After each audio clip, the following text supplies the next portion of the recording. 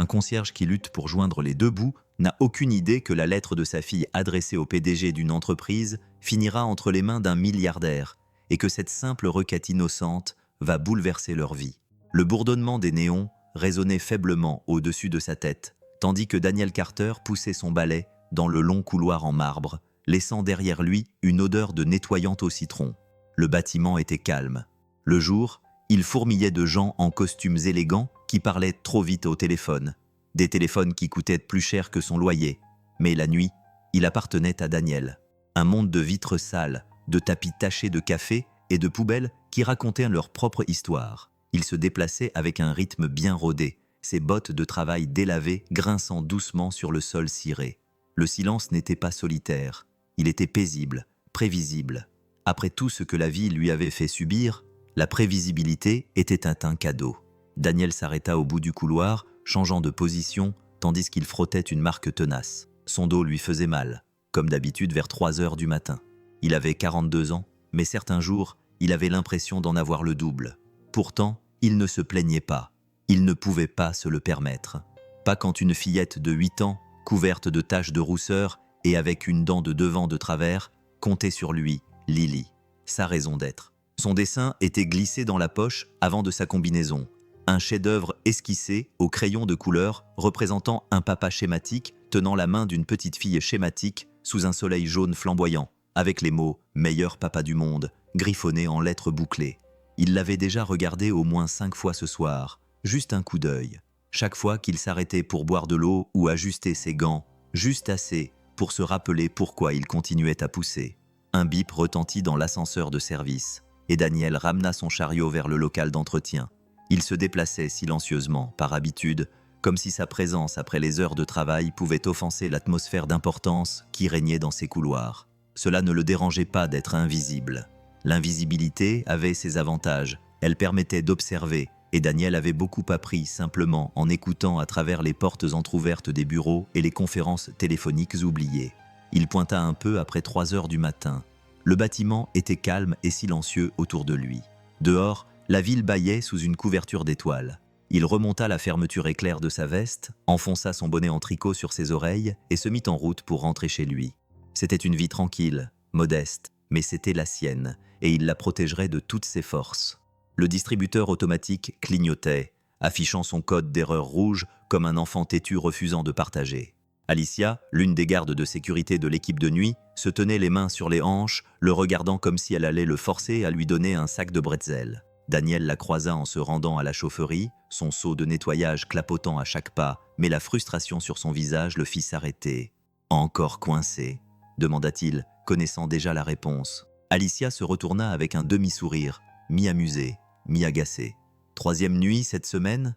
Je voulais juste une barre granola, mec, quelque chose avec des cacahuètes. C'est trop demandé à 3 heures du matin ?» Daniel rit doucement et posa son balai. « Laisse-moi jeter un œil. » Il s'agenouilla, souleva le panneau latéral à l'aide d'un outil de poche qu'il gardait toujours dans sa pochette de ceinture et scruta l'enchevêtrement de fils poussiéreux et d'engrenages inquiétants. Encore un capteur desserré, comme la dernière fois. Cette machine aurait dû être remplacée depuis longtemps, mais personne à l'étage ne le remarquerait, ni ne s'en soucierait. Quelques réglages, un léger coup sur le côté, et le moteur se remit en marche. Dans un bruit mécanique effrayant, la bobine métallique tourna et laissa tomber la barre granola avec un bruit sourd satisfaisant. « Tada !» dit Daniel en se relevant et en époussetant ses genoux. Alicia applaudit comme s'il venait de réaliser un tour de magie. « Tu m'as sauvé la vie, sérieusement. » Il sourit modestement. « Mais ne le secoue pas la prochaine fois. Ça pourrait ne pas être aussi indulgent. »« Notez, » dit-elle en déchirant l'emballage. « Tu as déjà mangé ?» Daniel jeta un coup d'œil à l'horloge et secoua la tête. « Je n'ai rien apporté ce soir. » Alicia fronça les sourcils. « Je t'offrirai bien quelque chose, mais… » Daniel fouilla dans la poche de son manteau, en sortit un sandwich emballé dans du papier ciré et le tendit. « En fait, prends ça. J'en ai fait 2. Lily n'a pas mangé le sien au déjeuner. Tu es sûr ?»« Tout à fait. » Il sourit à nouveau. Ce sourire discret qui ne demandait pas de remerciement. Elle le prit à contre-cœur, marmonnant qu'elle lui était redevable. Et Daniel se contenta d'acquiescer et de ramasser son balai. Un autre problème résolu. Un autre geste qui serait oublié au lendemain matin. Mais il ne l'avait pas fait pour être remercié. Il l'avait fait parce que c'était la bonne chose à faire. Parce que dans un monde qui remarquait rarement les hommes comme lui, Daniel Carter avait quand même choisi d'être le genre d'homme dont sa fille serait fière. La lumière des néons vibrait au-dessus de leur tête, projetant une lueur pâle sur la petite salle de pause des concierges. Ce n'était guère plus qu'un ancien placard à fournitures avec un sol en linoléum fissuré, un mini-réfrigérateur cabossé et une cafetière qui toussait plus qu'elle ne fonctionnait. Mais pour Lily Carter, c'était un deuxième foyer. Elle était assise en tailleur sur l'une des chaises dépareillées, un sac à dos violet à ses pieds, son cahier d'école ouvert et étalé sur la table branlante. Sa langue dépassait légèrement tandis qu'elle griffonnait des réponses de son écriture bouclée, s'arrêtant de temps en temps pour effacer avec un léger soupir. Les problèmes de mathématiques de ce soir lui posaient des difficultés, mais elle ne voulait pas interrompre. Son papa était quelque part dans les couloirs du 15e étage, en train de réparer un distributeur de savon bloqué. Lily jeta un coup d'œil à l'horloge accrochée au mur. 8h40. Elle connaissait leur emploi du temps par cœur. Papa aurait terminé cet étage à 9h, puis il passerait la voir avant de se rendre au sous-sol. Il passait toujours la voir. Elle serra son cardigan autour de ses épaules et se replongea dans son cahier. Son crayon tapait contre la table tandis qu'elle murmurait le problème à voix haute. Si un train quitte la gare à... Elle s'interrompit. Pourquoi y a-t-il toujours des trains dans ces problèmes ? La porte s'ouvrit en grinçant et Daniel entra, s'essuyant les mains sur un chiffon. Son regard s'adoucit dès qu'il la vit. « Comment ça va, ma petite ?» demanda-t-il en s'affalant sur la chaise en face d'elle. « Je bloque sur la question 6, » répondit-elle en lui tendant le cahier. « C'est un de ces problèmes bizarres, avec des trains, » dit Daniel en se penchant pour lire la page. « Ah, un grand classique. Bon, imagine 2 trains qui font la course. » Lily gloussa. « La course ? Bien sûr, pourquoi pas ? Ça rend les choses plus intéressantes. » Ils résolurent le problème ensemble. Les explications de Daniel étaient pleines d'analogies absurdes et d'effets sonores dramatiques qui la faisaient glousser entre 2 calculs. Quand elle trouva enfin la réponse, elle leva son crayon comme une petite championne. « Boum !» dit-elle fièrement. « C'est résolu. » Il lui caressa les cheveux comme il le faisait toujours et se leva pour aller chercher 2 tasses de chocolat chaud à la machine près du mur. Ce n'était pas grand-chose, juste de la poudre instantanée et de l'eau chaude. Mais à ce moment-là, avec ses maths terminées et son père à ses côtés, Lily se sentait comme la fille la plus riche du monde. La routine avait son rythme. Les devoirs à la lumière fluorescente, le chocolat chaud dans des gobelets en papier et les rires glissés dans les coins d'une longue nuit de travail.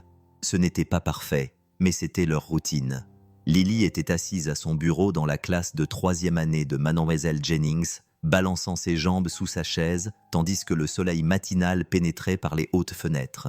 Son crayon planait au-dessus de son cahier, la langue coincée dans le coin de sa bouche, signe qu'elle était plongée dans ses pensées. Sur le tableau blanc, écrit au marqueur vert vif, se trouvaient les mots du jour. Écriture persuasive, changez le monde avec vos mots. Mademoiselle Jennings arpentait lentement l'avant de la salle, sa voix chaleureuse pleine d'enthousiasme. Pensez à quelque chose qui vous tient à cœur, quelque chose que vous aimeriez voir changer. Maintenant, demandez-vous qui a le pouvoir de changer cela. C'est à cette personne que vous allez écrire. Lily tapota son crayon contre le bureau, les yeux plissés, pensive.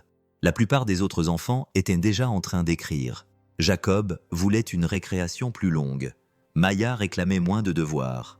Mais Lily, ses pensées dérivaient vers son père. Elle pensait à ses yeux fatigués à la fin de chaque nuit de travail, à la façon dont il rentrait à la maison en sentant l'eau de javel et le métal, et réussissait quand même à lui préparer son déjeuner et à lui tresser les cheveux avant l'école.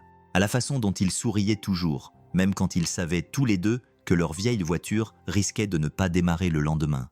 Elle fronça les sourcils, concentrée. « Qui a le pouvoir de changer les choses pour mon père ?» La réponse lui vint si clairement qu'elle en fut surprise. « Le patron. » Lily leva la main. « Mademoiselle Jennings. » Que faire si je ne connais pas le nom de la personne à qui j'écris ? Mademoiselle Jennings sourit. « Ce n'est pas grave, ma chérie. Écris simplement ce que tu sais. Sois honnête, sois gentille, sois courageuse. » Lily tourna donc la page et écrivit en gros caractères soignés, en haut de la page. « Cher PDG ». Puis, ligne après ligne, elle coula son cœur sur la page. Elle a écrit que son père était concierge dans un grand immeuble du centre-ville, qu'il travaillait dur et aidait toujours les gens, même si personne ne le remerciait, qu'il ne demandait jamais rien, mais qu'il méritait mieux, peut-être une augmentation, peut-être un meilleur horaire, peut-être simplement que quelqu'un le remarque. Lorsque la cloche a sonné, Lily était encore en train d'écrire. Elle ne voulait pas s'arrêter, pas avant d'avoir dit tout ce qu'elle avait à dire. Elle ne savait pas si une lettre pouvait vraiment changer le monde, mais elle savait qu'elle pouvait essayer. La table de la cuisine était encombrée de dessins au crayon, de toasts à moitié mangés et d'un bâton de colle qui séchait lentement. Mais Lily ne remarquait rien de tout cela. Elle était assise, les coudes posés sur le bois, la langue repliée dans un effort de concentration, tandis que son crayon glissait prudemment sur la feuille de papier lignée. Ce n'était plus un devoir scolaire, c'était personnel. Elle avait déjà réécrit le début 3 fois, essayant de trouver la formulation parfaite. Mais maintenant, les mots lui venaient plus facilement. Ils n'étaient ni sophistiqués, ni pleins de grandes idées, juste vrais. Et cela lui semblait suffisant. « Cher PDG, bonjour, je m'appelle Lily Carter. J'ai 8 ans et je vais à l'école primaire Eastmont. Je voulais vous parler de mon père. Il s'appelle Daniel et il travaille comme concierge dans votre immeuble. » Elle s'interrompit pour regarder par la fenêtre où son père bricolait à nouveau leur vieille voiture. Ses mains étaient couvertes de graisse. Même pendant son jour de congé, il travaille très dur tous les soirs. Il ne se plaint jamais. Même lorsqu'il est vraiment fatigué ou qu'il a mal au dos ou lorsque le chauffage de la voiture ne fonctionne pas et qu'il fait très froid dehors, il continue simplement. Lily se mordit la lèvre, les yeux rivés sur ce qu'elle avait écrit. Elle trouvait que ce n'était toujours pas suffisant. Elle continua. « Il dit toujours que tout ira bien tant que nous resterons ensemble. Je le crois, mais parfois, j'aimerais que quelqu'un l'aide pour une fois. » Elle ajouta un dessin dans le coin du bloc-notes. Un petit bonhomme représentant son père, tenant un balai et souriant à côté d'un grand immeuble de bureaux brillant. Au-dessus, en grosses lettres bouclées, elle écrivit « Le meilleur concierge du monde. Je me demandais si vous pourriez peut-être lui donner un meilleur travail ou même simplement le remercier ou faire quelque chose qui le ferait se sentir spécial. Il le mérite. » Elle signa avec un grand « Love, Lily » en lettres bouclées, puis s'assit en regardant la lettre comme si c'était à un vœu qu'elle avait plié dans du papier. « Tu travailles sur quoi ?» demanda Daniel en entrant, s'essuyant les mains avec une serviette. « Juste un devoir pour l'école », répondit rapidement Lily en rangeant la feuille dans son dossier. Elle ne savait pas si le PDG la lirait un jour, mais elle espérait au fond d'elle-même que quelqu'un le ferait.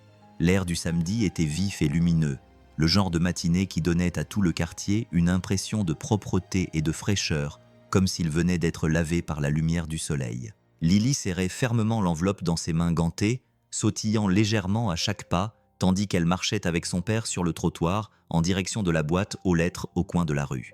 La lettre était soigneusement pliée à l'intérieur, scellée par un autocollant violet sur lequel était écrit « You got this », tu peux le faire. Un reste de son livre d'autocollants. Ce n'était pas grand-chose, mais cela semblait être le genre de choses que l'on ajoutait à quelque chose d'important. Daniel marchait à ses côtés, buvant son café dans un gobelet en papier. Ses yeux étaient un peu endormis, mais remplis d'une affection tranquille chaque fois qu'il la regardait. « Tu es sûr que tu ne veux pas que je la lise d'abord » demanda-t-il en la taquinant gentiment. « Non » répondit Lily en souriant. « C'est une surprise, tu n'as pas le droit de savoir. » Il rit doucement. « Très bien, mystérieuse écrivaine, montre-moi le chemin. » La boîte aux lettres se trouvait à un pâté de maison, perché à l'angle du trottoir et de la route principale. Alors qu'il s'en approchait, le vent se leva, d'abord en une légère brise, puis en une rafale soudaine qui balaya les cheveux de Lily sur son visage et fit tourbillonner des feuilles sur le trottoir. Avant qu'elle n'ait pu réagir, la lettre lui fut arrachée des mains. « Hé !» cria-t-elle en se retournant pour la rattraper. L'enveloppe voletait comme un oiseau pris dans une tempête, filant vers le haut et au-dessus de la rue, passant devant une rangée de voitures garées avant d'atterrir doucement. Une pelouse miraculeuse, le pare-brise d'une berline sombre et élégante. Le véhicule semblait complètement déplacé dans leur rue modeste. Peinture noire brillante, jantes chromées, vitres teintées. Il respirait la puissance, même à l'arrêt. Lily atteignit la voiture au moment où un homme vêtu d'un manteau gris foncé s'en approchait, les clés à la main. Il s'arrêta lorsqu'il vit l'enveloppe coincée sous l'un des essuie-glaces, les sourcils levés dans une surprise silencieuse. « Je suis désolé » balbutia Lily. « C'était à moi. » Il baissa les yeux vers la lettre scellée par un autocollant, puis la regarda à nouveau, étudiant son visage avec le genre de curiosité réfléchie que les adultes utilisent lorsqu'ils essaient de comprendre quelque chose qui ne colle pas tout à fait. Il la tendit doucement. « Ça vous dérange si je la lis ?» Lily hésita, puis acquiesça lentement. « D'accord, » murmura-t-elle, « mais soyez gentille, c'est pour quelqu'un d'important. » L'homme esquissa un léger sourire. « Je peux le faire. » Il ne le savait pas encore, mais il tenait entre ses mains bien plus qu'une simple lettre. Il tenait le fil qui allait tout démêler. Julian Black ne croyait pas aux signes. Il croyait aux chiffres, aux marges et à l'impact mesurable. Il croyait davantage à la performance qu'au potentiel, aux décisions prises après minuit, lorsque le monde était suffisamment calme pour réfléchir. À 39 ans, il s'était hissé au sommet de la hiérarchie de l'entreprise Blackstone à force de négociations brutales. Le bâtiment qu'il venait d'acquérir était son dernier coup. Un autre bien immobilier transformé en actif. Le genre de tour aux murs de verre et au leadership faible qui réclamait une restructuration. Il n'était pas sentimental à ce sujet. Les bâtiments étaient des bâtiments. Les gens étaient des points de données. Mais ce matin-là, quelque chose d'étrange s'était produit. Il était arrivé tôt, à l'improviste, avec l'intention de visiter lui-même le bâtiment, avant les inévitables civilités de la salle de réunion. La ville était plus petite qu'il ne l'aurait souhaité, trop calme. Mais cela n'avait pas d'importance. Cet endroit serait rentable, tout comme le précédent. Sa voiture de location, noire comme la nuit et impeccable comme toujours, l'attendait au bord du trottoir. Julien sortit la clé de la poche de son manteau, les yeux balayant la rue par habitude. Mais il remarqua alors quelque chose d'inhabituel. Une enveloppe. Pas n'importe quelle enveloppe. Une enveloppe avec un autocollant violet sur lequel était écrit « You got this » en lettres bouclées. Elle était placée juste sous son essuie-glace, comme si quelqu'un l'avait laissée là spécialement pour lui. Il regarda autour de lui, s'attendant à trouver un prospectus publicitaire ou une offre commerciale locale maladroite, mais il n'y avait ni logo, ni adresse de retour, juste un nom écrit à la main en lettres soignées sur le devant. Au PDG, Julien fronça les sourcils. Il n'était pas du genre à aimer les surprises, mais quelque chose dans cette écriture sincère l'arrêta. Il détacha l'enveloppe de la vitre, brisa le sceau et déplia la lettre. Au fur et à mesure qu'il lisait, la ligne dure de sa mâchoire s'adoucit. Après quelques mots, il s'arrêta de marcher. Au deuxième paragraphe, il fronça les sourcils, et lorsqu'il arriva au dessin, le meilleur concierge du monde.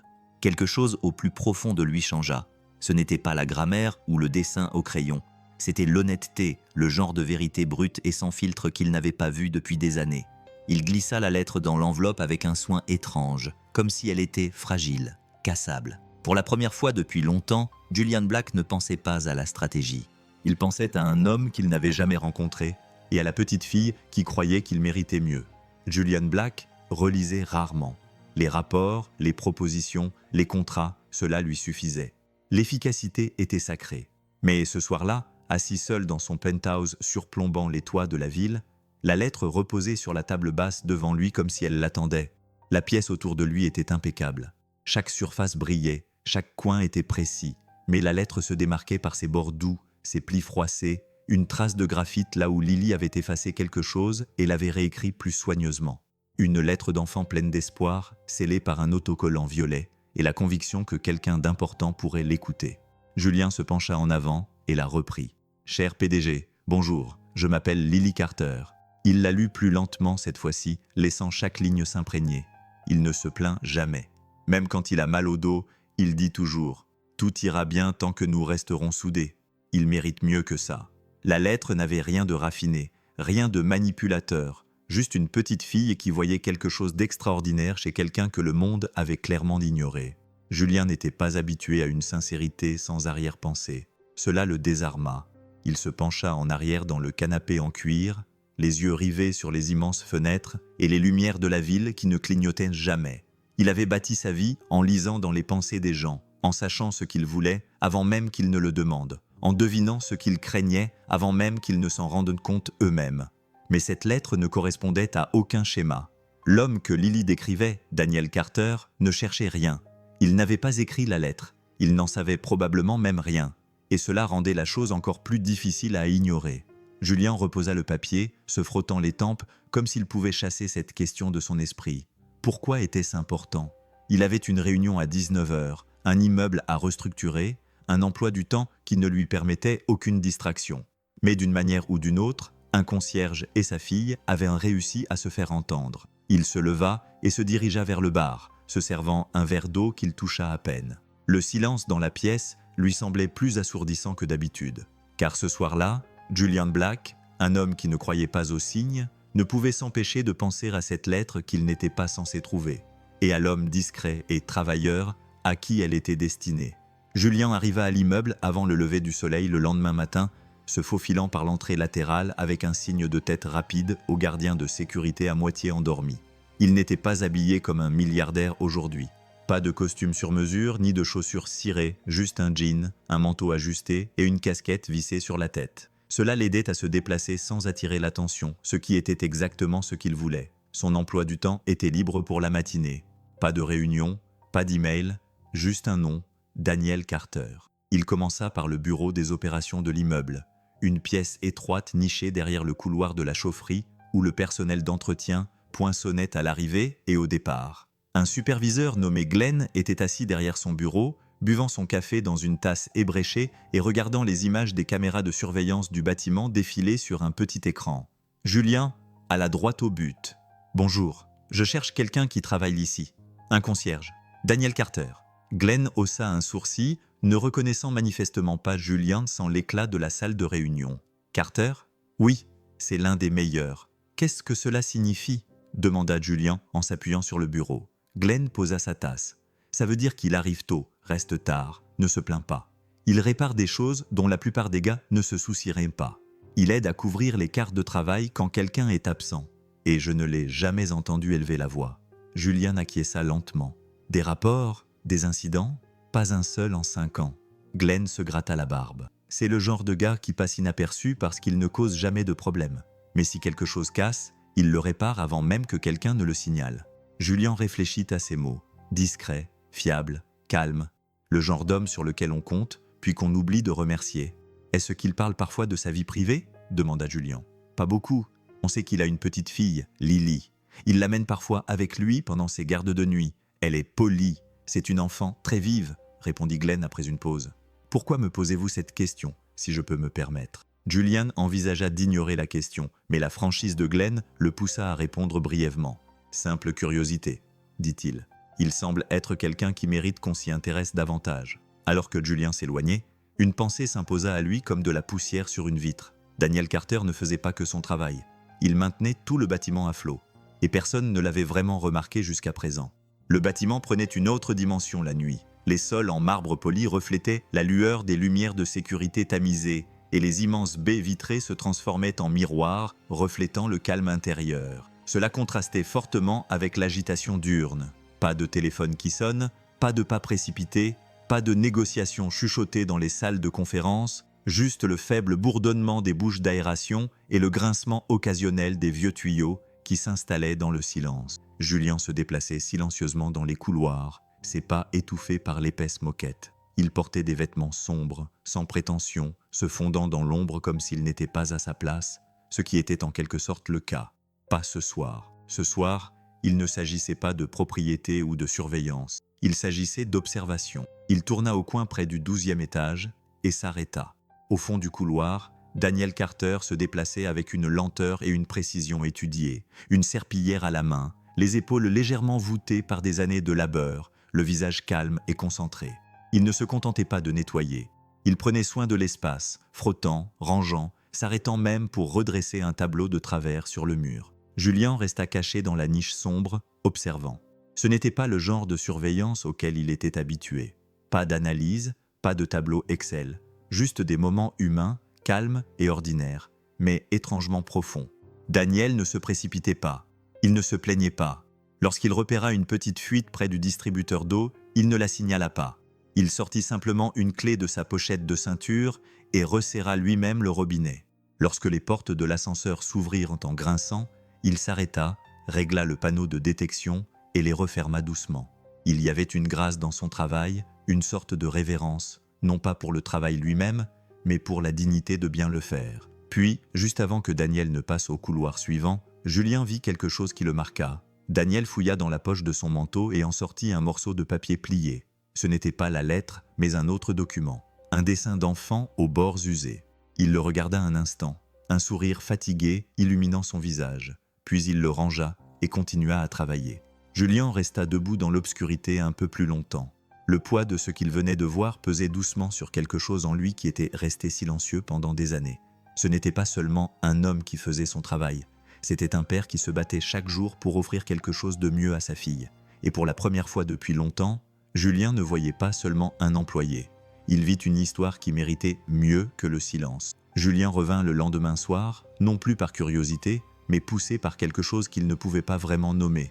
Du respect peut-être, ou le sentiment grandissant qu'il se trouvait au bord d'une histoire qui valait la peine d'être racontée.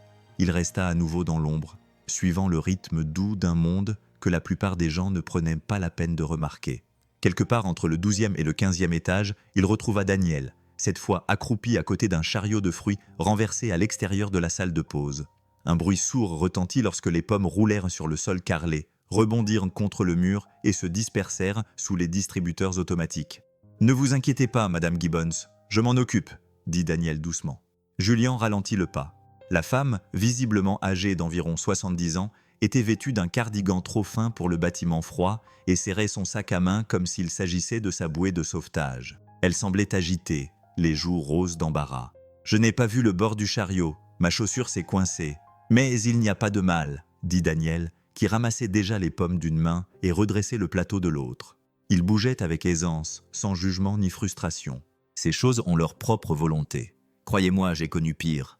Madame Gibbons eut un petit rire. « Vous êtes trop gentil, Daniel, vous l'avez toujours été. » Il l'aida à s'asseoir sur un banc voisin, s'assura qu'elle était stable, puis, avec le même naturel, fouilla dans la poche de son manteau et lui tendit un petit sac en papier. « Qu'est-ce que c'est » demanda-t-elle. « Une pomme en plus du déjeuner de Lily, » répondit-il avec un sourire. « Elle ne s'en apercevra pas, et je pense que vous méritez une pomme fraîche. » Julien regarda la femme sourire, son visage s'adoucissant. Pas de fanfare, pas de grands gestes, juste un homme faisant tranquillement ce qu'il faisait toujours, améliorer les choses.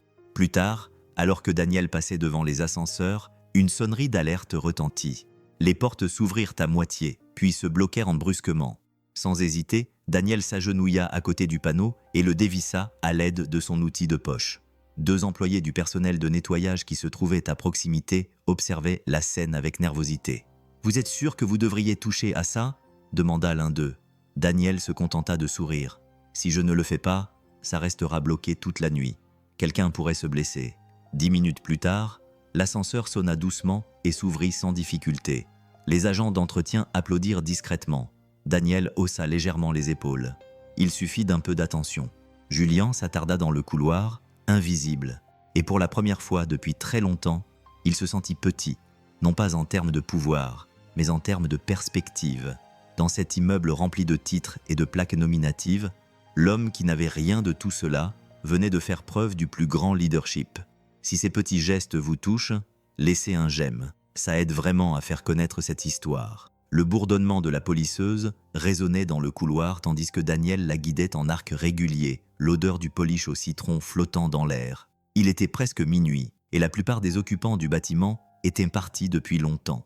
Seuls les clignotements occasionnels des détecteurs de mouvement ou les bruits de pas de l'équipe de sécurité de nuit lui rappelaient qu'il n'était pas tout à fait seul. Il venait de débrancher la polisseuse lorsqu'il entendit des pas vifs, déterminés, qui ne ressemblaient pas aux pas traînants habituels des agents d'entretien à moitié endormis. Daniel se retourna, s'attendant à voir Glenn ou peut-être Alicia venir prendre un café. Mais c'était quelqu'un qu'il ne connaissait pas, grand, élégamment vêtu, même dans son jean foncé et sa veste ajustée. Cet homme ne faisait pas partie de la foule habituelle du service de nuit.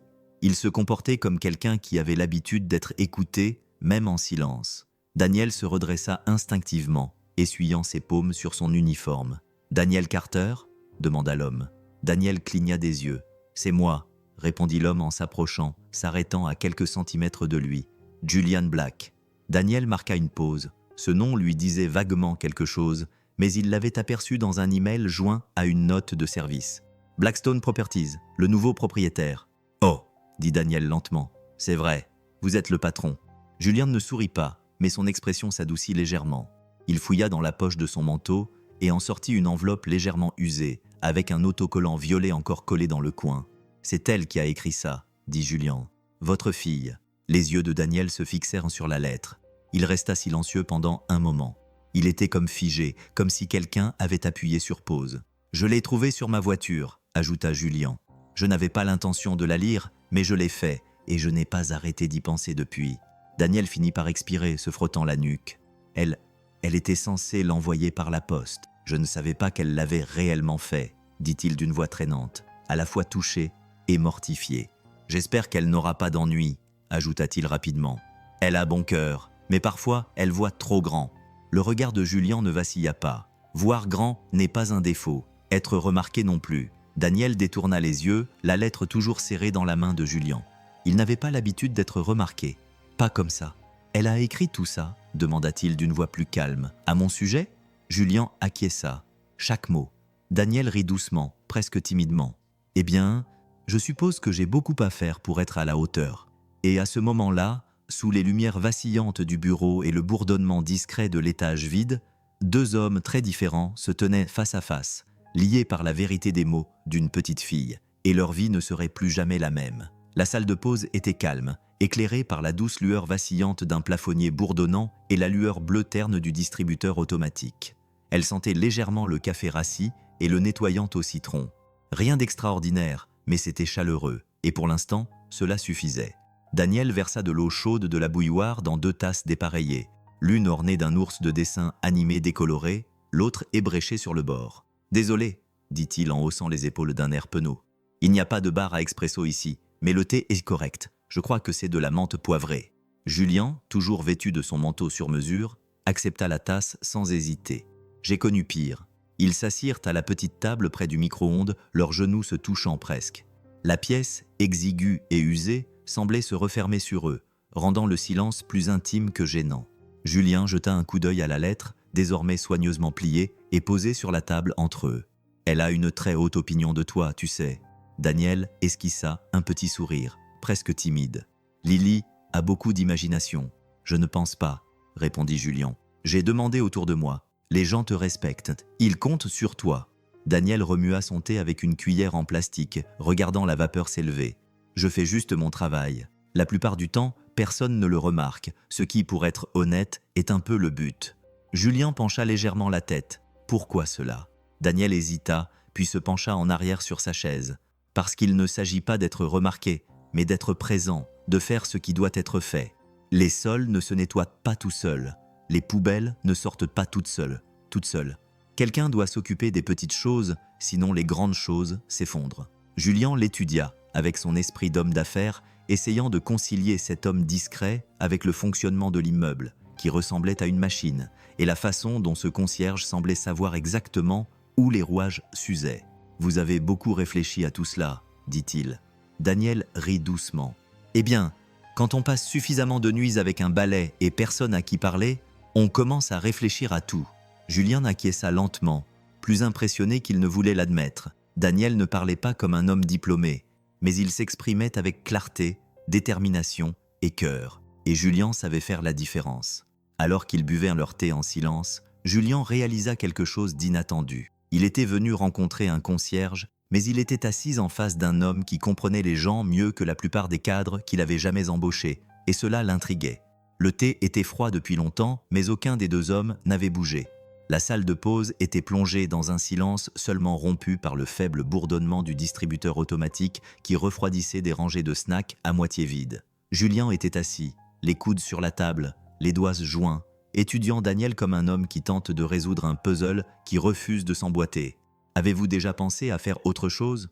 demanda soudain Julien. Daniel cligna des yeux. « Autre chose que nettoyer des sols ?» Julien acquiesça. « Oui, quelque chose de plus important ?» Daniel fit un petit rire sans méchanceté. « Bien sûr, de temps en temps.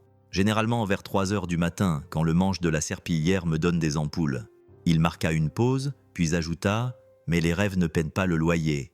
Et Lily aime manger, alors je m'en tiens à ce qui est stable. » Julien se pencha en avant, une étincelle dans les yeux. « Et si je vous proposais quelque chose de stable et de différent ?» Daniel haussa un sourcil. « Différent? Comment ?»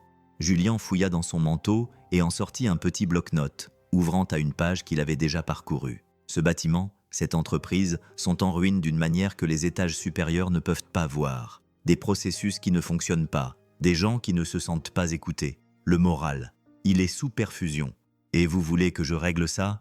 demanda Daniel sceptique. « Je veux que vous observiez, que vous donniez votre avis, que vous soyez honnête, que vous parliez aux gens, que vous voyiez ce qui ne va pas. Je ne veux pas d'un rapport aseptisé. Je veux la vérité de quelqu'un qui vit dans les rouages de cet endroit. » Le ton de Julien était calme, réfléchi. « Appelez ça un essai. consultant pour la culture interne et les opérations temporaires. Vous garderez votre salaire, peut-être un peu plus. Pas de titre, pas de pression, juste votre point de vue. Daniel le fixa du regard. Je ne suis pas formé pour ça. Julien haussa les épaules. Vous le faites déjà. Je veux juste que ce soit officiel. Daniel se pencha en arrière, ne sachant pas s'il devait rire ou se sentir insulté. Vous demandez à un concierge de redresser une entreprise de fonds en comble? Je demande à un homme qui voit tout et ne dit rien de parler enfin, dit Julien. La pièce resta silencieuse pendant un moment. Daniel baissa les yeux vers ses mains calleuses, puis vers la lettre encore pliée sur la table entre eux. Les mots de Lily résonnaient dans son esprit. Il travaille très dur et ne se plaint jamais. Il déglutit. Vous pensez vraiment que cela aidera? Julien acquiesça. Seulement si vous dites oui. Daniel prit une inspiration, lente et mesurée. Bon, je ferais mieux d'y réfléchir. Mais alors même qu'il prononçait ces mots, quelque chose au plus profond de lui-même fit naître une lueur qu'il n'avait pas ressentie depuis longtemps. Une possibilité. Le lendemain soir, le bâtiment semblait plus froid, d'une certaine manière. Non seulement à cause de la fraîcheur de l'air, mais aussi à cause du poids d'une décision qui pesait encore sur la poitrine de Daniel comme une pierre qui ne voulait pas se poser. Il accomplit sa routine en pilote automatique, ramassant les sacs poubelles, essuyant les comptoirs, polissant les sols avec une précision acquise à force de pratique. Le genre de rythme qui vient d'années de répétition, du fait de savoir que si vous gardez la tête baissée et faites votre travail, le monde vous laissera généralement tranquille. Mais ce soir-là, le silence ne le réconfortait pas, il l'oppressait. L'offre de Julien l'avait suivi jusqu'à la maison, silencieuse sur la banquette arrière, tandis que Lily parlait de son projet scientifique et chantait en suivant la radio. Elle était restée là pendant le dîner, alors qu'il mangeait des macaronis au fromage et regardait des dessins animés. Et elle l'avait fixé du regard, alors qu'il était allongé dans son lit, les yeux rivés au plafond, se demandant ce qu'il ressentirait s'il disait oui. Mais ce matin, alors qu'il nouait les lacets de Lily et préparait son déjeuner, il prit sa décision. Non. Non pas parce qu'il n'en voulait pas plus, non pas parce qu'il ne se demandait pas parfois, tard le soir, ce que cela ferait de porter autre chose qu'un uniforme avec son nom brodé en fil rouge, mais parce que les gens comme lui ne prenaient pas de risques. Pas quand un enfant dépendait de lui. Pas quand le loyer était dû, que les pneus étaient usés et que chaque semaine apportait juste assez d'espoir pour survivre à la suivante. Alors quand Julien le retrouva, cette fois dans le placard à balai du 14e étage, Daniel était prêt. « J'y ai réfléchi », dit-il avant même que Julien n'ait pu parler. Julien l'observa en silence, et Daniel secoua la tête. « J'apprécie ton offre, vraiment, mais j'ai une bonne situation. Les horaires me conviennent. Les avantages sociaux permettent à Lily de passer ses examens médicaux, et je n'ai pas besoin de perturber ce qui est déjà stable. Tu aiderais des gens, dit Julien. J'aide déjà des gens, répondit Daniel, sans méchanceté. Je le fais simplement sans carte de visite. Julien serra les mâchoires, mais il acquiesça. Je comprends.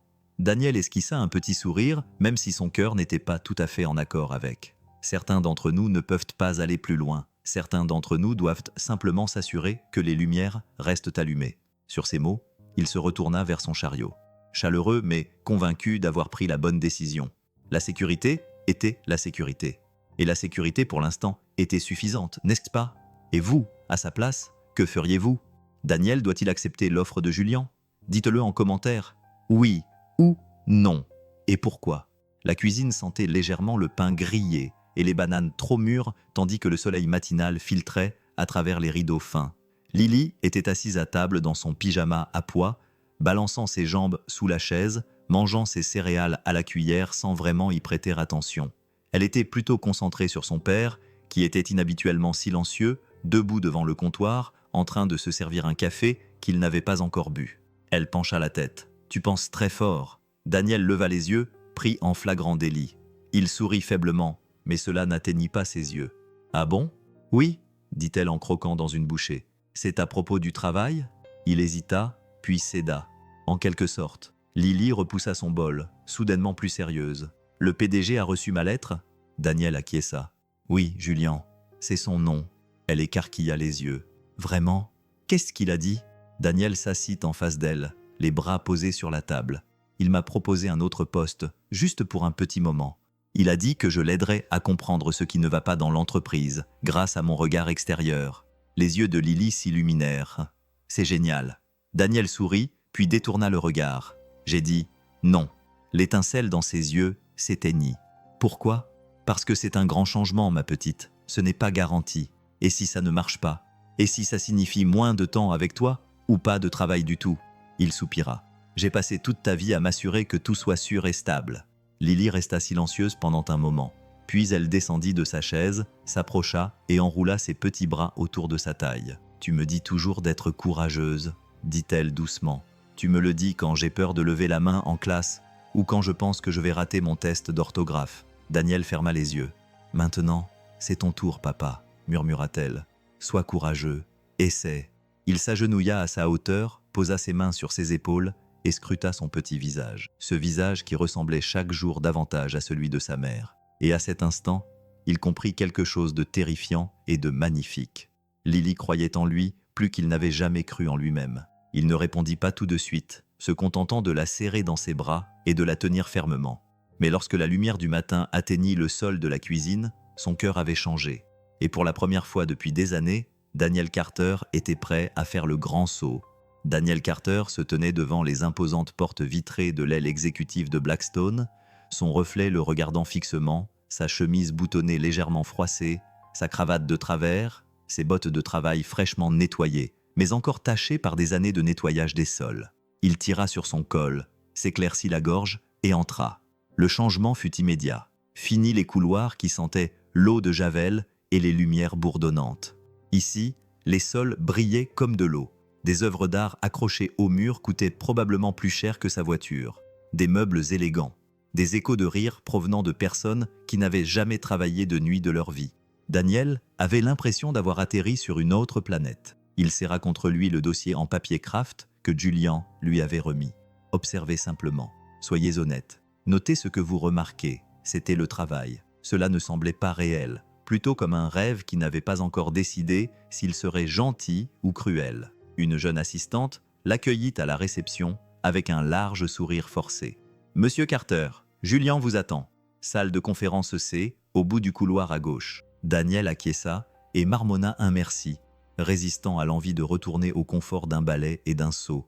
Il trouva facilement la salle. À l'intérieur, 6 cadres en costume élégant étaient assis autour d'une longue table, chacun avec une tablette ou un ordinateur portable ouvert. Ils levèrent à peine les yeux lorsqu'il entra. Julian, assis en bout de table, lui fit un signe de tête. « Bonjour Daniel, tout le monde, voici Monsieur Carter.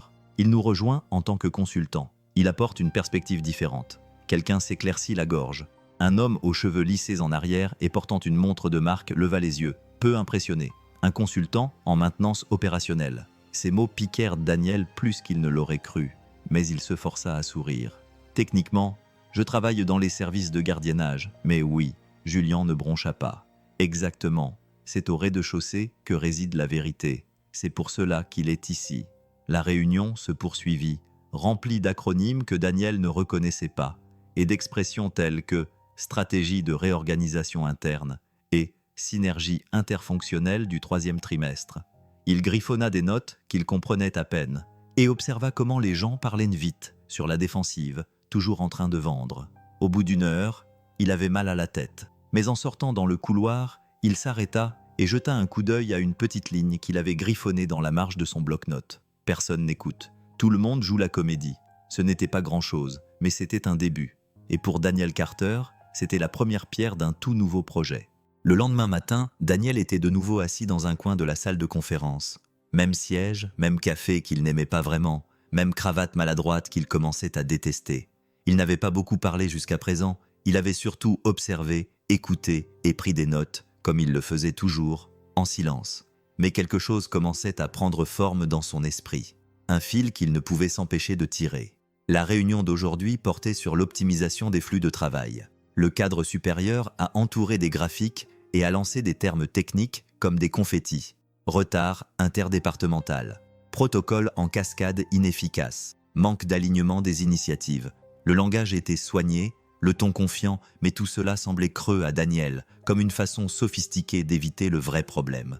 Julien lui a jeté un coup d'œil à mi-chemin. « Vous êtes silencieux, Carter. Quelque chose vous frappe ?» Daniel leva lentement les yeux, son stylo toujours à la main. Il hésita. L'atmosphère semblait différente maintenant, pleine d'attente, de jugement. Eh bien, commença-t-il en choisissant soigneusement ses mots. Beaucoup de gens parlent d'efficacité depuis leur bureau, mais personne ne parle à ceux qui font réellement le travail. Quelques têtes se tournèrent, quelques sourcils se levèrent. Daniel se redressa. Vous avez des employés qui saisissent 2 fois les mêmes données dans 2 systèmes qui ne communiquent pas entre eux. Hier, j'ai vu une employée saisir 3 fois les mêmes informations dans 3 bases de données différentes. Elle m'a dit « ça a toujours été comme ça ». Le silence s'installa dans la pièce. L'homme à la montre de luxe plissa les yeux. Vous dites que notre processus est défaillant parce qu'une employée saisit 2 fois les mêmes données. Daniel haussa les épaules. Je dis que vous avez une équipe qui travaille 3 fois plus pour un seul résultat. Et personne à l'étage ne semble le savoir ou s'en soucier, car personne ne pose de questions. Ils se contentent de mesurer les résultats et ignorent les goulots d'étranglement qui font perdre des heures chaque jour. Julien s'est calé dans son fauteuil, les bras croisés. Et comment tu réglerais ça? En parlant aux personnes qui font le travail, en leur demandant ce qui les ralentit, en créant un seul système qui fonctionne au lieu de 3 qui ne fonctionnent pas. C'était si simple que cela semblait absurde. Et pourtant, personne ne l'avait dit auparavant. Pendant un long moment, personne ne parla. Puis Julien hocha lentement la tête, impressionné.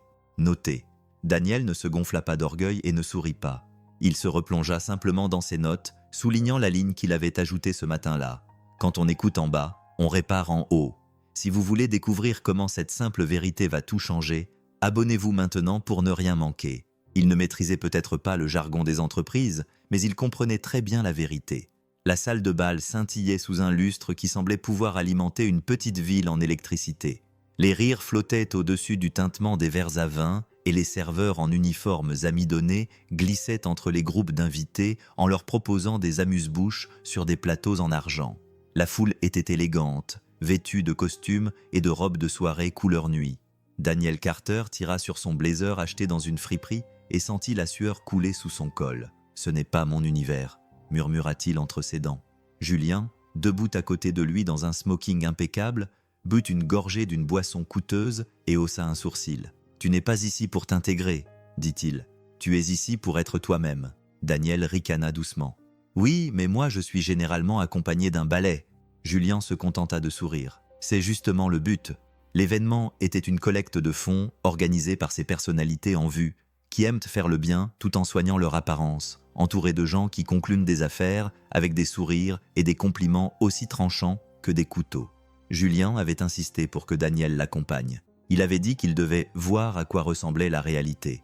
Daniel avait voulu refuser, mais Lily avait rayonné de joie lorsqu'il lui en avait parlé. « Tu seras formidable », lui avait-elle murmuré en glissant un de ses autocollants scintillants dans son portefeuille pour lui porter chance. Il se retrouvait donc là, un verre d'eau à la main, essayant de ne pas renverser la table. Au début, il était mal à l'aise, hochant poliment la tête et répondant par monosyllabes. Mais quelqu'un lui avait demandé ce qu'il faisait, et sans réfléchir, il avait dit la vérité. « Je nettoie les sols, je répare ce qui est cassé, je m'assure que tout fonctionne pour que les autres n'aient pas à s'en soucier », avait-il répondu. La femme avait cligné des yeux. « Vous plaisantez ?» Daniel avait secoué la tête. « Pas du tout. » Elle était rapidement passée à autre chose, mais un homme à proximité, le directeur financier d'une autre entreprise, s'était tourné vers lui avec un intérêt sincère. « Attendez, vous êtes ce Daniel Carter ?» À la 3e conversation, Daniel avait cessé d'essayer de se fondre dans la masse. Il a commencé à raconter des histoires d'ascenseurs en panne et de thé tard le soir, de personnes qui travaillent dur sans être sous les feux de la rampe ni sur le devant de la scène. Et petit à petit, le cercle autour de lui s'est élargi. Non pas parce qu'il était charmant ou intelligent ou habillé pour l'occasion, mais parce que son honnêteté tranchait avec le bruit ambiant comme une cloche claire. Julien l'observait de l'autre côté de la pièce, le visage impassible. Mais au fond de lui, il savait que le champagne avait sa place. Ce soir-là, cependant, c'est le café et un homme comme Daniel Carter dont il se souviendrait. Au bout de 3 semaines, Daniel Carter en savait plus sur l'entreprise que la plupart des personnes qui y travaillaient depuis des années. Non pas parce qu'il avait accès aux feuilles de calcul ou qu'il assistait aux réunions stratégiques, mais parce qu'il écoutait. Il écoutait, vraiment. Il portait toujours ses bottes de travail et avait toujours un bloc-notes dans la poche arrière de son pantalon. Mais quelque chose avait changé. Le bruit s'était discrètement répandu que Daniel était quelqu'un à qui on pouvait parler, quelqu'un qui ne se contentait pas d'acquiescer et d'oublier votre nom 5 minutes plus tard. Au 5e étage, il passa 1 heure à discuter avec Marissa, une employée du service de la paix, qui lui avoua qu'elle n'avait pas pris de pause déjeuner depuis 2 mois à cause d'un bug dans le nouveau système de planification. Au 8e étage, il a aidé un technicien de maintenance à trouver comment détourner une conduite de climatisation qui fuyait, puis il est resté pour essuyer l'eau. Même si ce n'était plus son travail, il ne se prévalait pas de son titre. Il n'en avait pas besoin. Les gens s'ouvraient à lui dans les couloirs, les ascenseurs, voire les cages d'escalier. Ils lui ont confié des choses qu'il n'aurait jamais dites en réunion. Petites frustrations, occasions manquées, routines perturbées que personne à l'étage ne semblait remarquer. Daniel a tout écouté, pris des notes discrètement, posé des questions, puis est revenu plus tard pour voir si quelque chose avait changé. Ensuite, dans les salles de réunion où les gens semblaient encore surpris de le voir, il a répété ce qu'il avait entendu, sans se plaindre. Il a fait remarquer que les représentants du service clientèle n'étaient pas paresseux. Ils sont épuisés parce que leur logiciel d'appel se bloque 3 fois par heure, expliqua-t-il un matin. Et votre équipe d'entretien doit refaire les sols parce que quelqu'un a changé de fournisseur de produits d'entretien sans vérifier les spécifications des produits. Il ne les a pas humiliés, il ne les a pas réprimandés. Il a simplement dit la vérité avec le même calme et la même constance qu'il avait utilisé pour nettoyer ce bâtiment pendant 5 ans. Julien a observé la scène avec une sorte d'admiration. Les cadres ont commencé à demander à Daniel de participer aux réunions de service. Les employés ont commencé à le consulter avant de prendre des décisions. Il n'était plus seulement un consultant. Il était un pont, le médiateur entre les costumes et la sueur, le traducteur entre les ambitions de la salle de réunion et la réalité du terrain. Et Daniel, il continuait à préparer le déjeuner de Lily tous les matins. Il continuait à l'embrasser sur le front et à lui dire « Sois gentille, travaille dur. » Au moins, on a dit dire. Mais maintenant, il vivait ces mots d'une manière qui changeait tout autour de lui. Une conversation honnête à la fois. Le salon sentait le gâteau à la vanille et le jus de pomme. Un joyeux chaos tourbillonnait autour des banderoles, des ballons et du bruit des rires des enfants de 8 ans qui s'amusaient avec des chapeaux de fête et des couronnes en papier. C'était l'anniversaire de Lily et leur petit appartement, d'habitude calme et rempli du bourdonnement des vieux appareils électroménagers, vibrait maintenant de rires, de dessins au crayon et de ballons à moitié gonflés, accrochés au plafond. Daniel avait passé toute la matinée à rendre ce moment spécial. Il avait préparé lui-même le gâteau, un peu bancal mais plein de cœur, et avait transformé leur espace en un royaume de châteaux en carton et de diadèmes en plastique. Il n'y avait pas d'animateur engagé, pas de structure gonflable scintillante, juste les enfants du quartier, des collations maison et le genre de joie que l'on ne peut pas acheter. Puis, on frappa à la porte. Daniel ouvrit la porte et trouva Julien debout devant lui, vêtu d'un manteau gris anthracite, l'air légèrement déplacé, un paquet cadeau sous le bras et une lueur d'incertitude dans les yeux. « J'espère que je ne dérange pas, » dit Julien. Daniel cligna des yeux. « Tu es venu. Tu avais dit 15H. Il est 15H01, répondit Julien en tendant le paquet à Lily. Lily l'aperçut de l'autre côté de la pièce et courut vers lui, les yeux écarquillés. « Tu es venu. » Julien s'accroupit et lui tendit le cadeau. « Joyeux anniversaire, Lily. » Elle déchira l'emballage argenté comme une tornade, révélant une tablette élégante avec un étui sécurisé pour enfants et plus de fonctionnalités qu'elle n'aurait jamais pu imaginer. Elle resta bouche bée. « Waouh !» murmura l'un des enfants. Daniel intervint doucement. « Dis merci, ma chérie. »« Merci, » répondit-elle, rayonnante. « C'est le cadeau le plus cool que j'ai jamais reçu. » Julien sourit, un peu surpris par la joie que ce simple cadeau avait suscité. Mais alors que le bruit s'était calmé et que le gâteau était servi, Daniel s'avança avec un cadeau d'un autre genre. Un livre relié à la main, fait de papier cartonné, de marqueurs et de pages cousues ensemble avec du fil bleu vif. Sur la couverture, on pouvait lire « Les aventures de Lily la courageuse ». Il s'agenouilla à côté d'elle, lui tendit le livre et lui sourit. « J'ai pensé que tu aimerais une histoire sur une fille qui change le monde. » Lily l'ouvrit, ses yeux parcourant chaque page dessinée avec amour. Lily chevauchant des dragons, aidant des rois, résolvant des énigmes. Son rire était plus discret maintenant, étrange, émouvant. « C'est moi, » murmura-t-elle. « Tout à fait, » répondit Daniel. Julien la regarda en silence serrer le livre contre sa poitrine, la tablette momentanément oubliée sur la table. Et à ce moment-là, entouré de couronnes en papier et de l'odeur des bougies d'anniversaire, il comprit ce que Lily avait toujours su. L'amour ne venait pas dans des boîtes. Il venait avec le temps, les efforts et les histoires écrites à la main. La fête était terminée. Les derniers enfants avaient été récupérés. Les ballons étaient dégonflés. Daniel se tenait dans la cuisine, grattant le glaçage des assiettes en carton, tandis que Lily était recroquevillée sur le canapé, son livre fait main serrée contre elle comme un trésor. Julien s'attardait dans l'embrasure de la porte, sa veste sur l'épaule, les yeux balayant les murs usés de l'appartement. Son expression n'était pas de la pitié, juste une réflexion silencieuse. Le genre qui vient quand on voit quelque chose de familier, quelque chose enfoui profondément. « Tu veux un café ?» demanda Daniel en s'essuyant les mains.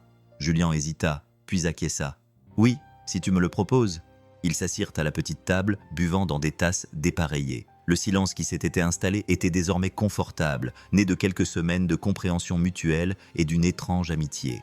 Daniel ne pressa pas Julien, mais quelque chose dans son regard lui disait que l'homme était sur le point de dire quelque chose qu'il n'avait pas dit depuis longtemps. « Tu sais, » commença Julien en fixant sa tasse, « cet endroit, le bruit, les banderoles en papier, tout ce qui est fait à la main, ça me rappelle mon 7e anniversaire. » Daniel leva les yeux. « Oui. » Julien acquiesça lentement. « Ma mère adoptive, Linda. Elle n'avait pas grand-chose, mais elle avait préparé des spaghettis et découpé de vieux magazines pour faire une banderole « Joyeux anniversaire » qu'elle avait collée au mur avec du sparadrap parce que nous n'avions pas de ruban adhésif. Il rit doucement. Je trouvais ça génial. Daniel sourit. On dirait quelqu'un qui tenait vraiment à toi. C'était le cas, l'une des rares personnes à le faire. Julien remua le café dans sa tasse. J'ai beaucoup bougé. 17 foyers entre 4 et 18 ans. J'ai compris très tôt que personne ne me donnerait quoi que ce soit. Alors j'ai construit ma vie comme une forteresse. Froide, propre, sûre. Il jeta un coup d'œil vers Lily, toujours endormie, les doigts recroquevillés autour du coin de son livre. Mais cette lettre, cette fille, ça a fait bouger quelque chose en moi. Daniel ne dit rien. Il se contenta d'écouter, laissant les mots faire leur chemin. « Je crois que c'est pour ça que je n'arrivais pas à te sortir de la tête, » admit Julien. Pas à cause de sa lettre, mais parce que je sais ce que ça veut dire d'être invisible, de devoir travailler 2 fois plus dur juste pour avoir sa place dans une pièce. Daniel le regarda, puis le regarda vraiment. Pas ses vêtements sur mesure ni sa montre de luxe, mais le garçon derrière l'homme. « Tu as construit quelque chose de réel, Julien, » dit-il doucement. Julien secoua la tête. « Pas encore, mais peut-être que je commence. » Et pour la première fois depuis très longtemps, l'homme qui avait tout réalisé qu'il lui restait encore quelque chose à construire, quelque chose qui comptait plus que n'importe quel gratte-ciel ou résultat financier, quelque chose d'humain. La nouvelle a été annoncée juste avant l'aube. Le PDG de Blackstone, lié à des licenciements, a ignoré les avertissements des travailleurs. Lorsque Julien est arrivé au bureau, son téléphone n'arrêtait pas de sonner, les emails s'empilaient comme des dominos, et l'équipe des relations publiques était déjà en panique. L'article n'était pas tout à fait exact, mais l'image donnée était mauvaise. Il dépeignait Julien comme un milliardaire déconnecté qui sirotait son espresso tandis que des centaines d'emplois étaient menacés. Il fit irruption dans la salle de réunion aux parois de verre, la mâchoire serrée, les manches retroussées, dégageant une tension palpable. Les cadres étaient déjà assis, lançant des idées à toute vitesse. Nous publions un communiqué disant « Il s'agit d'un plan de restructuration.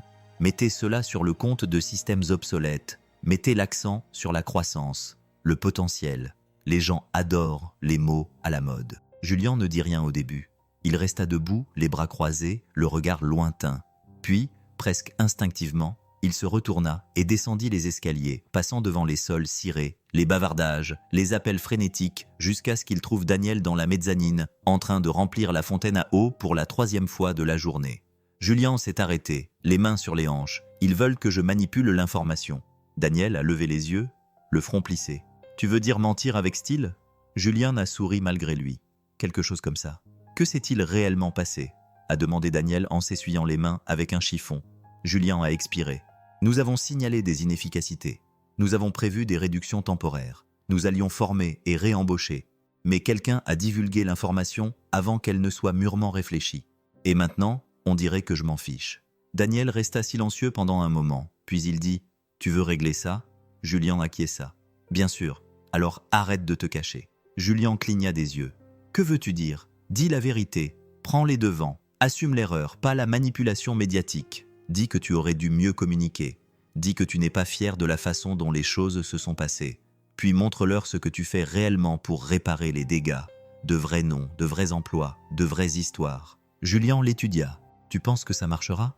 Daniel haussa les épaules. « Peut-être, peut-être pas. Mais les gens savent faire la différence entre limiter les dégâts et être honnête. Si tu commences par être honnête, tu regagneras leur confiance. Ce n'était pas un conseil de l'école de commerce. Ce n'était ni stratégique, ni raffiné, mais c'était juste. Plus tard dans la journée, Julien s'est présenté devant les caméras sans script, sans argumentaire, avec seulement les mots de Daniel dans la tête et la vérité dans la voix. Les retombées n'ont pas disparu. Mais le vent a tourné, non pas parce que Julien a dit ce que les gens voulaient entendre, mais parce qu'il a dit la vérité. L'offre est arrivée discrètement, autour d'un café noir dans le bureau de Julien. Pas de fanfare, pas de public, juste deux hommes assis face à face, la ligne d'horizon s'embrasant d'orange derrière eux alors que le soleil se couchait. « Je veux officialiser les choses », a dit Julien, en faisant glisser un dossier impeccable sur le bureau. « Vous avez fait plus pour cette entreprise en quelques mois que la plupart de mes vice-présidents en plusieurs années. » Daniel a fixé le dossier. Son nom était imprimé proprement sur l'étiquette. Daniel Carter, directeur de la culture et de l'intégration des opérations. « Ça fait beaucoup de mots », marmonna Daniel en souriant à demi. « C'est beaucoup de confiance », dit Julien. « Tu aurais vraiment ton mot à dire. Accès au budget, autorité pour réparer ce qui ne va pas seulement l'observer. Salaire complet, avantages sociaux, tout le tralala. » Daniel passa la main dans ses cheveux. « Ce n'est pas un poste que l'on donne à un type qui porte encore des bottes à embout d'acier aux réunions. » Julien se pencha en avant. C'est exactement à quelqu'un comme ça qu'on le confie. La nouvelle se répandit rapidement. Le lendemain, lorsque Daniel entra dans la salle de pause juste pour dire bonjour et prendre un soda, il sentit que l'ambiance avait changé. Glenn évita presque son regard. Alicia lui adressa un sourire crispé qui n'atteignait pas ses yeux. « Alors ?» dit-elle, les bras croisés. « Ils t'ont donné un bureau maintenant ?» Daniel cligna des yeux. « Je suis toujours moi-même, Alicia. »« Bien sûr, » dit-elle. « Juste moi avec un bureau d'angle. » Il regarda les personnes avec lesquelles il avait travaillé pendant des années. Des personnes qui avaient partagé avec lui les quarts de nuit et les dîners devant le distributeur automatique. Des personnes qui lui avaient fait confiance. Et maintenant, elle le regardait comme s'il était quelqu'un d'autre. « Je n'ai pas demandé ça, » dit-il doucement. « Mais tu l'as pris, » répondit Glenn derrière un seau à balai. « Je ne peux pas te le reprocher. Mais n'oublie pas d'où tu viens. » Daniel ne répondit pas, car au fond de lui, il savait qu'ils avaient raison d'être méfiants. Le changement s'accompagnait d'ombre, et même les meilleures intentions pouvaient en projeter. Ce soir-là, Daniel était assis à la table de sa cuisine, Lily coloriant à côté de lui. Le dossier de promotion non ouvert reposait entre eux comme une question qui n'avait pas trouvé de réponse définitive. « Es-tu heureux ?» demanda-t-elle sans lever les yeux. Il fixa le dossier, puis la regarda. « Je ne sais pas encore », répondit-il. « Honnêtement, parce que construire quelque chose de nouveau n'a jamais été facile, surtout quand il faut le faire sans perdre qui on était avant. » L'email le frappa comme un coup de poing dans le ventre. Il était arrivé dans l'après-midi, marqué « Examen interne confidentiel ». Daniel lut 2 fois l'objet avant de l'ouvrir, l'estomac noué à chaque clic. À l'intérieur se trouvait un avis officiel des ressources humaines. Une plainte anonyme avait été déposée contre lui. L'accusation portait sur la fausse déclaration de ses qualifications, plus précisément sur le fait qu'il avait falsifié son parcours pour obtenir son poste de consultant et maintenant sa promotion à un poste de direction. Il resta figé à son bureau, la lueur froide de l'écran se reflétant sur la plaque nominative polie qui lui semblait encore étrange à voir. Daniel Carter, consultant, bureau de la culture et de l'intégration. Ses doigts flottaient au-dessus du clavier, ne sachant pas quoi dire, ne sachant même pas s'il y avait un moyen de répondre. Des diplômes falsifiés. Il n'avait rien prétendu, n'avait pas soumis de CV. Julien l'avait sorti de l'aile maintenance grâce à une lettre écrite au crayon et à l'honnêteté de ses propres mots. Il n'y avait pas de diplôme, pas de certificat professionnel, juste de l'expérience, juste de la confiance. Et maintenant, cette confiance était remise en question. En milieu d'après-midi, des murmures circulaient dans les étages supérieurs. Les hochements de tête polis de ses collègues s'étaient transformés en regards curieux, les yeux s'attardant trop longtemps. Quelques cadres le croisaient dans le couloir avec des sourires crispés et des salutations laconiques. Il entendit le mot « incompétent », lancé avec désinvolture par quelqu'un qui ne se rendait pas compte qu'il était à portée de voix. Dans la salle des concierges, son refuge, les choses n'allaient pas mieux. « Je suppose que nous devrions tous écrire des lettres maintenant », marmonna quelqu'un. Daniel ne répondit pas. Il ne pouvait pas, car en vérité, il ne s'agissait pas seulement de lui. Il s'agissait de Lily, de tout ce qu'il avait construit depuis le jour où il avait enterré sa mère et promis d'élever leur fille avec dignité, quel qu'en soit le prix. À présent, cette promesse semblait lui échapper. Julien était en déplacement. injoignable, et Daniel était assis seul au milieu de son bureau emprunté, les stores à moitié baissés, les mains jointes sur les genoux. Il n'avait pas menti, il n'avait pas triché. Il s'était simplement montré, avait travaillé dur, avait dit la vérité. Mais maintenant, le monde des costumes et des titres exigeait autre chose. Des preuves, des papiers, un pedigree. Et Daniel Carter, qui n'avait rien d'autre que son intégrité et l'amour d'un père, avait soudain tout à perdre. L'auditorium était bondé. Les employés de tous les étages et de tous les départements remplissaient de la rose presse, serrés les uns contre les autres sous un éclairage tamisé. La nouvelle s'était rapidement répandue. Il y aurait une réunion générale de l'entreprise. Julian Black prendrait la parole.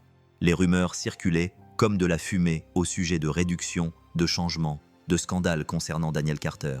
Daniel se tenait en coulisses, juste derrière le rideau, le cœur battant dans sa poitrine comme un tambour d'alarme. Il n'avait pas voulu venir, mais Julian l'avait appelé ce matin-là, d'une voix basse et calme. « Sois là, fais-moi confiance. » Il n'était pas sûr d'avoir encore de la confiance à donner.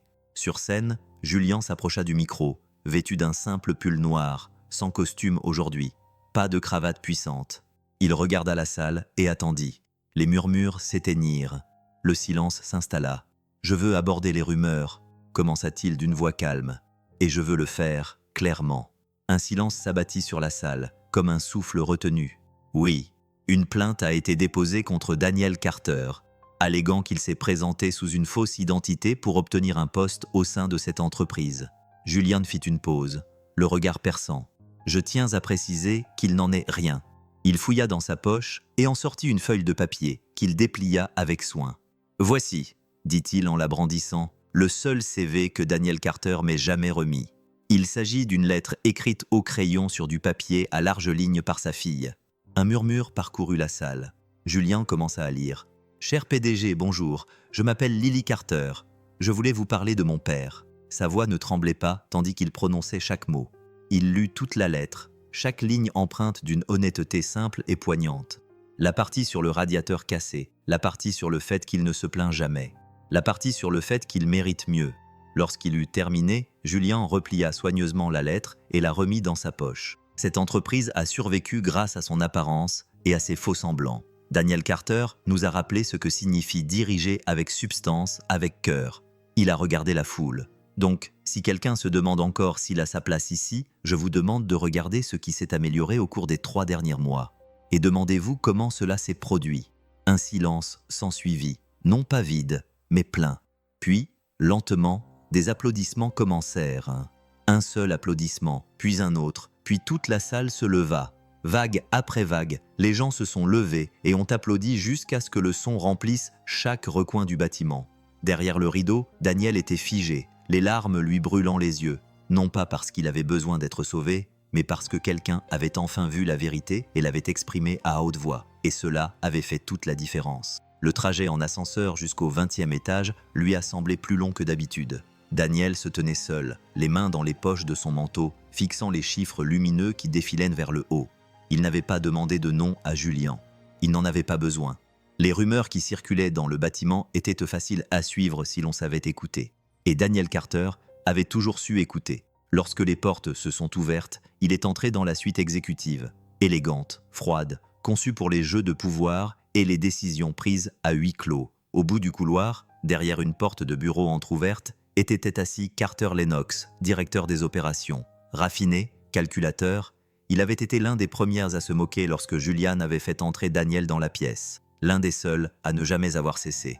Daniel frappa une fois. Lennox leva les yeux, visiblement surpris de le voir. « Carter, je suis étonné que vous soyez encore dans les couloirs. » Daniel entra et ferma doucement la porte. « Je sais que c'était vous. » Lennox se pencha en arrière sur sa chaise, le visage impassible. « Je ne sais pas de quoi vous parlez. Ne vous donnez pas cette peine, » dit Daniel d'une voix calme. « C'est vous qui avez déposé la plainte. Vous pensiez qu'en me faisant passer pour incompétent, je me retirerais avant que le conseil ne finalise la promotion. » Une pause, juste assez longue pour que la vérité s'impose entre eux. Lennox expira, croisant les bras. « Vous êtes concierge, Carter. Vous n'avez pas votre place dans les réunions stratégiques. Vous n'avez ni la formation, ni le pedigree. Tu arrives ici avec ton charme et ta philosophie de balai-brosse et les gens gobent tout comme si c'était parole d'évangile. » Daniel ne broncha pas. « Ce n'est pas ce que je sais qui te menace, c'est ce que je vois. Que les gens comptent, que l'écoute fonctionne, que le leadership ne se résume pas à des diplômes, et que le mot à la mode, c'est la confiance. Lennox plissa les yeux. « Tu te crois meilleur que moi ?» Daniel secoua la tête. « Non, je pense que je suis différent, et c'est ce qui vous effraie. » La tension était palpable dans la pièce, mais Daniel n'a pas élevé la voix. Il n'en avait pas besoin. « Vous auriez pu venir me voir, » dit-il calmement. « Mais vous avez préféré essayer de me démolir. » Il se retourna pour partir, puis s'arrêta. « Voici le problème, Lennox. J'ai instauré la confiance en disant la vérité. Tu as essayé de renforcer ton pouvoir en la cachant. Nous verrons bien lequel durera le plus longtemps. » Sur ces mots, il sortit, laissant Lennox seul dans son bureau vitré, entouré de reflets, mais sans véritable connexion. Pour Daniel, ce moment n'était pas une question de vengeance. Il s'agissait de revendiquer sa place sans excuse, sans crainte, car il savait enfin qui il était. Et aucun titre, aucun mensonge ne pouvait lui enlever cela. L'appel arriva juste après minuit. Daniel se réveilla en sursaut au son d'une toux rauque et incessante dans le couloir. Il se leva avant même d'avoir complètement ouvert les yeux et se précipita dans la chambre de Lily. Elle était recroquevillée sous ses couvertures, le front moite de sueur, la respiration superficielle et rapide. Ses joues étaient rouges, ses petites mains agrippaient les bords de son drap. « Papa » croissa-t-elle d'une voix faible. « J'ai mal au ventre. » Daniel s'accroupit à côté de son lit et lui caressa doucement les cheveux. « Je suis là, ma chérie, je suis là. » Au matin, elle brûlait de fièvre, trop faible pour s'asseoir. Le cabinet du pédiatre les reçut dès l'ouverture. « Un virus, dirent-ils. Un virus virulent. Ça passerait, mais pas rapidement, et pas sans repos, sans boire beaucoup et sans soins constants. » Daniel annula tout. Réunion, appel, même une invitation à assister à une importante présentation de l'entreprise avec Julien. Il envoya un court message. « Lee est malade, je ne viendrai pas, je te tiendrai au courant. » Pas d'explication, pas d'excuse. Il n'avait pas besoin d'en donner. Il a fait un lit sur le canapé à côté d'elle, lui a donné ses médicaments, lui a rempli son verre d'eau toutes les heures, lui a lu les aventures de Lily la Brave à voix basse pendant qu'elle somnolait. Pendant 3 jours d'affilée, il a à peine dormi, à peine mangé, à peine quitté son chevet. La nouvelle de son absence s'est répandue dans l'immeuble. Certains se sont demandé s'il avait cédé sous la pression. D'autres ont spéculé en silence. Était-il dépassé? Était-ce trop pour lui? Mais Julien connaissait la vérité. Il n'a pas appelé, n'a pas envoyé de SMS, juste un colis. Les biscuits préférés de Lily, une couverture douillette et un mot écrit de la main soignée de Julien. Une bonne entreprise survit grâce à son leadership. Une excellente entreprise laisse aux pères la possibilité d'être des pères. Nous nous occupons de tout. Soyez là où vous devez être. Daniel a lu le mot 2 fois, les yeux embués. Il l'a plié soigneusement et l'a glissé à côté du livre. Lily s'était accrochée à lui dans son sommeil, car après tout, les titres pouvaient attendre, les réunions pouvaient attendre. Le monde pouvait continuer de tourner sans lui pendant quelques jours. Mais Lily, elle n'avait qu'un seul père. Et peu importe jusqu'où il avait gravi les échelons, Daniel Carter savait une chose par-dessus tout. Il était avant tout un père, et ce pour toujours. Le bâtiment était calme lorsque Daniel arriva peu après minuit, comme à l'accoutumée. L'écho de ses pas dans le long couloir poli ressemblait à un souvenir devenu réalité. Il ne portait pas de costume, pas de bloc-notes, pas de badge, juste une vieille chemise de travail avec des lettres délavées et ses solides bottes à embouts en acier usé aux bons endroits. Il descendit au sous-sol. Le bourdonnement des distributeurs automatiques et la légère odeur de nettoyant industriel l'accueillirent comme de vieux amis. La porte du placard du concierge grinçait comme elle l'avait toujours fait. À l'intérieur, les étagères étaient toujours encombrées, le seau à balai toujours aussi récalcitrant, la petite radio sur l'étagère toujours réglée sur la même station de musique douce. Daniel sourit. Il enfila une paire de gants et remplit le seau. Pas de cérémonie, pas de projecteur, juste la mémoire musculaire et le rythme tranquille d'un travail qui comptait plus que la plupart des gens ne le remarquaient. Étage après étage, il parcourut le bâtiment, nettoya les ascenseurs, frotta le carrelage du hall jusqu'à ce qu'il brille, prit son temps dans la salle de pause. Il se souvenait de ceux qui faisaient la sieste sur ce canapé pendant leur pause de 15 minutes. Il laissa un paquet de café frais à côté de la vieille machine, comme il le faisait quand quelqu'un avait eu une semaine difficile. Il n'avait dit à personne qu'il venait. Il n'avait pas besoin de le faire. Vers 3 heures du matin, Alicia le trouva dans la cage d'escalier, les mains rougies par l'eau froide du seau. « Tu t'es perdu ?» lui demanda-t-elle, un petit sourire aux lèvres. Daniel leva les yeux. « Je ne fais que passer. » Elle croisa les bras. « Tu sais que tu n'es plus obligé de faire ça. »« Je sais, » répondit-il. « C'est pour ça que je le fais. » Ils restèrent silencieux un moment. Le poids des années passées ensemble pesant entre eux. Puis elle hocha la tête, et cela suffit. Plus tard, il laissa un mot sur le tableau d'affichage du concierge. Aucun travail n'est trop insignifiant, aucun rôle trop modeste. Merci d'avoir construit cet endroit à partir de rien. Discret et fidèle, vous êtes remarqué. À Washington, avant le lever du soleil, Daniel sortit discrètement par la porte latérale, les bottes boueuses, les mains endolories, le cœur plein, car parfois, pour aller de l'avant, il faut toucher le sol qui vous a d'abord porté. Et Daniel Carter n'a jamais voulu oublier d'où il venait. L'annonce fut faite un mardi matin pluvieux, discrètement, sans grande pompe, mais avec un poids qui se répercuta dans toute l'entreprise comme un soupir enfin libéré. Dans une salle de conférence aux parois vitrées située au dernier étage, Julien se tenait à la tête de la table, les manches retroussées, la voix calme mais assurée. Autour de lui étaient assis des cadres, des responsables des ressources humaines, des chefs de service, certains sceptiques, d'autres curieux, quelques-uns acquiescent déjà avant même qu'ils ne parlent. Nous avons passé beaucoup de temps à discuter du type d'entreprise que nous voulons être, a-t-il commencé. Productive, rentable, respectée, mais rien de tout cela n'a de sens si nous ne commençons pas par les personnes. Il s'est tourné sur le côté, faisant un geste vers l'homme assis à côté de lui. June, chemise simple, sans prétention. Daniel Carter nous l'a rappelé. Quelques têtes se sont tournées, des chuchotements ont parcouru la salle comme le vent dans les feuilles. Daniel s'est agité sur sa chaise, mal à l'aise sous le regard de tous, mais néanmoins serein. Il n'a pas postulé pour ce poste, a poursuivi Julien. Il ne l'a pas demandé. Mais au cours des derniers mois, il a fait plus pour unir nos équipes, réparer ce qui était cassé et rétablir la confiance que n'importe quelle restructuration n'aurait pu le faire. Julien a fait une pause, puis a regardé Daniel dans les yeux. Aujourd'hui, je le nomme directeur de la culture et Pop Plano en raison de ses qualifications, mais aussi en raison de sa personnalité, car dans une entreprise qui avait oublié comment écouter, il nous a rappelé comment le faire. Un silence s'ensuivit, non pas un silence gênant, mais un silence qui avait du sens. Puis vinrent les applaudissements, pas tonitruants, mais sincères, mérités. Daniel se leva lentement, les mains légèrement tremblantes, le cœur battant dans sa poitrine. Il regarda la salle et s'éclaircit la gorge. « Je n'ai pas de diplôme en commerce », dit-il simplement. « Je ne connais pas tout le jargon, mais je connais les gens. Je sais ce que l'on ressent lorsqu'on n'est pas vu. Et je sais qu'un titre ne signifie pas grand-chose si l'on oublie qui l'on était avant de l'avoir. » Il laissa ces mots faire leur effet, puis hocha la tête. « Construisons quelque chose qui rende les gens fiers de travailler ici. Pas seulement fiers de dire qu'ils travaillent ici. » Julien sourit. Le genre de sourire qui apparaît lorsque le bon choix se confirme. Et c'est ainsi qu'un concierge est devenu une pierre angulaire.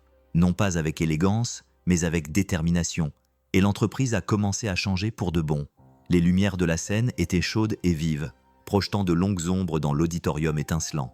Des centaines de participants remplissaient la salle.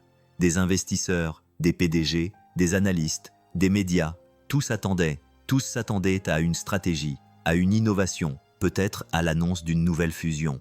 Au lieu de cela, Julian Black se tenait seul à la tribune, sans diapositive derrière lui, sans graphique ni listes à puces, juste une lettre pliée dans la main. Au fil des ans, il avait pris la parole lors de dizaines de conférences, généralement avec raffinement, précision et un plan bien répété. Mais aujourd'hui, il n'était pas là pour impressionner. Il était là pour dire la vérité. Je pensais autrefois que le leadership était une question de contrôle. Il commença à parler d'une voix calme. Même la structure, la planification, l'efficacité. J'ai bâti mon empire sur les marges et les mesures. Je pensais que si je pouvais le mesurer, je pouvais le gérer. Quelques hochements de tête, un accord silencieux. C'était ce qu'ils attendaient. Puis il a fait une pause. Mais il y a quelques mois, quelque chose s'est produit que je ne pouvais pas mesurer. Il a brandi la lettre. Elle a été trouvée sous mon pare-brise un samedi matin glacial. Elle ne vient pas d'un cadre ou d'un consultant. Elle vient d'une fillette de 8 ans. Elle s'appelle Lily Carter. La salle est devenue silencieuse. Elle a écrit au PDG d'une entreprise, mon entreprise, non pas pour demander de l'argent, de l'attention ou des faveurs. Elle a demandé de la gentillesse, de la dignité, que quelqu'un remarque son père, Daniel Carter, qui travaillait comme concierge dans l'un de nos immeubles. Julian a déplié la page avec soin et a commencé à la lire à haute voix. Son écriture, son dessin au crayon, ses mots simples ont rempli l'air d'une émotion bien plus forte que ne pourraient jamais le faire des chiffres. Il ne se plaint jamais. Il travaille dur tous les soirs. Il mérite mieux. Quand il a eu fini, la salle était silencieuse. Tout a changé après cette lettre. a dit Julien doucement. Pas seulement pour Daniel, qui mène désormais notre transformation culturelle de l'intérieur. Pas seulement pour sa fille, qui m'a rappelé ce que signifie vraiment le leadership, mais aussi pour moi. Il a balayé la foule du regard. Certains avaient les larmes aux yeux. D'autres se contentaient de regarder, ne sachant pas quoi faire de la boule qui se formait dans leur gorge. « Je n'ai pas construit une entreprise », a dit Julien. « Pas vraiment. J'ai construit une machine. Mais Daniel et Lily m'ont montré comment construire quelque chose d'humain. » Il recula, laissant le silence parler, et dans ce calme, le public se leva doucement, à l'unisson. Pas pour la richesse, pas pour la stratégie, mais pour la lettre d'une petite fille et l'homme qui l'avait écoutée. Le soleil inondait l'appartement de doux rayons dorés, réchauffant la petite cuisine où Lily Carter était assise, les jambes repliées sous elle sur la chaise, un crayon à la main. La table était jonchée de stylos de couleur, d'autocollants et d'un cahier neuf dont la première page, encore vierge, attendait. Daniel se déplaçait silencieusement derrière elle, versant du café, fredonnant le même air qu'il fredonnait toujours lorsqu'il se sentait paisible. Il semblait différent maintenant, non pas dans sa façon de s'habiller ou de marcher, mais dans son attitude, plus grand en quelque sorte, plus léger. Mais Lily ne leva pas les yeux. Elle était occupée à quelque chose d'important. Les premiers mots vinrent lentement, avec précaution. Cette lettre a pour but de te rappeler tout ce qui compte.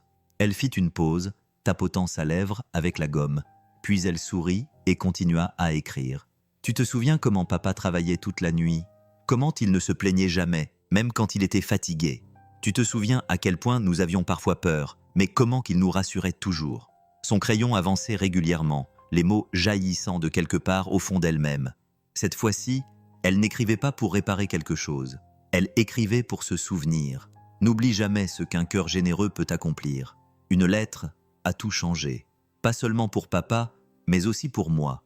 Elle m'a montré que les gens écoutent même quand on n'en a pas l'impression. Alors, utilise toujours ta voix, même si tes mains tremblent. Dans le coin de la page, elle dessina elle-même un petit bonhomme, un peu plus grand, portant une cape de super-héros. Daniel se pencha et jeta un coup d'œil à la lettre, le regard doux. « Tu écris encore au PDG » demanda-t-il avec un sourire. Lily sourit. « Non, celle-ci est pour mon futur moi. » Il se pencha et embrassa le sommet de sa tête. Elle en aura besoin et elle en sera fière. Lily continua à écrire. La gentillesse compte, le courage compte.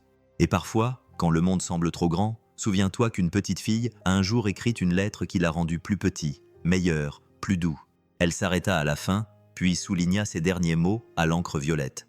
N'oublie jamais ce qu'un cœur généreux peut accomplir. Et quelque part, au cœur du calme de cette matinée tranquille, le monde semblait à nouveau plein de possibilités.